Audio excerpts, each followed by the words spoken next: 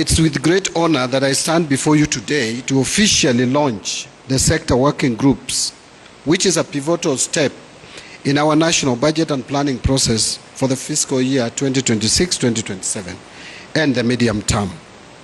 This initiative is integral to our broader strategic framework, which is aimed at ensuring economic sustainability of economic growth, social development, and effective public service delivery.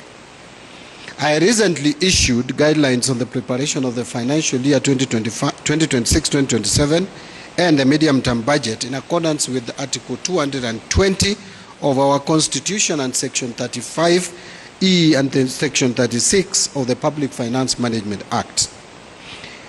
It is further to these guidelines that we are here today to launch the 2026-27 and medium-term budget preparation process. So, ladies and gentlemen, the financial year 2026-27 and medium-term budget, which we are launching today, is being prepared within the context of a global economy that is facing significant challenges due to the following factors. One, rising trade barriers across the globe, financial tightening, and policy uncertainties which threaten growth prospects. Further, we are also faced with persistent risks which include trade policy escalations, cautious consumer and business behavior, intensification of geopolitical tensions, and sustained high inflation, potentially exceeding expectations. However, reversing trade restrictions early could stimulate growth and mitigate inflationary pressures. I am mentioning this because you have seen the unpredictability of the issues of tariffs between the two leading economies, which basically dictates where our economic growth would go. So on the global scene, as my peers has mentioned, the growth is expected to moderate at 3% in 2025 from 3.3% before slightly improving to 3.1% in 2026. In sub-Saharan Africa, again, that has been spoken to by my peers. I don't want to repeat. However, the growth outlook is supported by factors such as increased private consumption, ongoing public investment in infrastructure, and a gradual revival of the services sector, particularly tourism, in our economy. However, several risks could impede this growth trajectory, which include spillovers from global trade disruptions, declining external demand, volatility in commodity prices driven by geopolitical tensions, and limited fiscal capacity in many countries, which may lead to tighter financing conditions. Our economy is expected to recover in 2025. I think my peers spoke to last year's economic growth, which was lower at 4.7%. In the first quarter of this year, we have seen a rebound at 4.9%. We expect better performance later, although we had a challenge with the demonstrations and riots that took place end of June and beginning of July. But we expect a better performance in the last quarters of the year.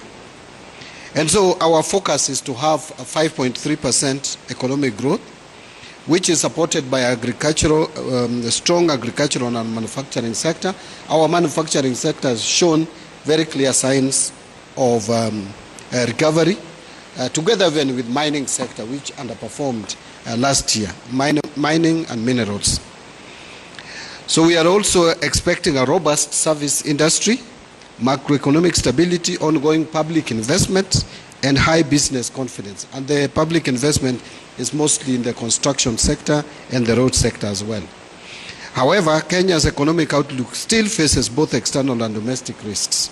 Further, extreme weather may negatively impact agriculture, infrastructure, and food security. So the government is monitoring these risks closely and will therefore take necessary measures to safeguard macroeconomic stability. Our recent fiscal experiences have been instructive. One, the withdrawal of the 2024 finance bill last year compelled us to forego additional revenue measures, prompting implementation of austerity measures that prioritize essential social sectors such as education, health, and social protection. In fact, last year was the most, I think, challenging year in the recent past, apart from the COVID years. Why? Because apart from losing revenue-raising measures which the government had factored in their plan, there were a lot of expenditure pressures that came from the health sector, where we adopted a new system of funding our healthcare program from October last year. And again, we also had a lot of challenges in the education sector. The collective bargaining agreements were, their implementation phase just began last year. So there were issues with COPET, NAT. We also had issues with the lecturer strikes. There were a lot of challenges, but I'm happy that we were able to surmount those challenges. So these measures, though challenging, reinforce the importance of financial judiciousness and resource economization in our governance framework. I therefore direct all MDS to ensure that the fiscal prudence and resource optimization we instituted are sustained and embedded in our culture of public service. So in the upcoming budget, will be anchored on in the fourth medium-term plan and aligned with the bottom-up economic transformation agenda.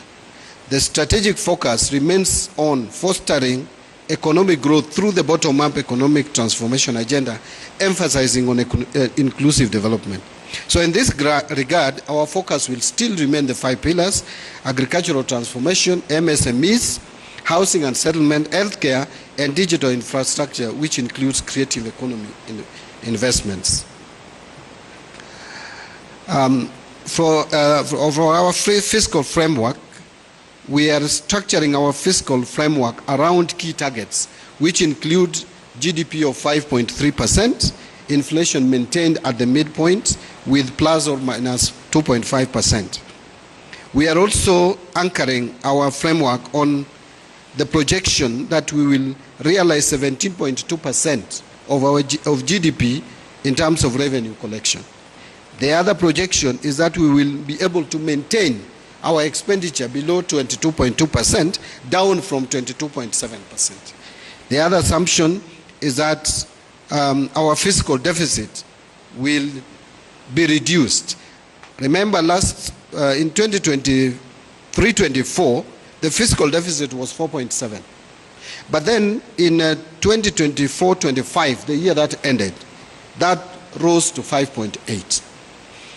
It may be looked at as a negative, but I will tell you that if you consider other factors, we are 4.7%, but with a carryover of 218 billion, which is about 1.3% of GDP. If you add, that is the carryover of what we were supposed to have supported or released exchequer to, which includes county governments, 31 billion, 26 billion that was supposed to go to pensions, and there was also CDF 13 billion, and MDAs unfunded exchequer requests of over 158 billion. If you add all that, that was 1.3% of GDP. If you added that to 4.7, you are at 6% of GDP. So in real terms, 2023-24, we should have closed by a budget deficit of 6% of GDP. I am happy to announce that the 2024-25, we closed the year with no carryovers. That the counties, we released all the exchequer requests to counties, including the arrears for 23-24. That we also released the exchequer requests for CDF, including the carryover of 13 billion. And we managed to settle all the pension requests that were processed. And we transferred exchequer requests to MDAs almost in total. So then it means that our performance in 2024-25, in my view, in terms of budget deficit, it was better than 2023-24.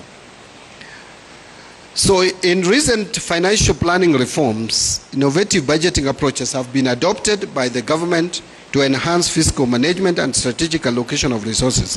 One of these is the zero-based budgeting, which this financial year, we should not have any excuse why we cannot adopt zero-based budgeting.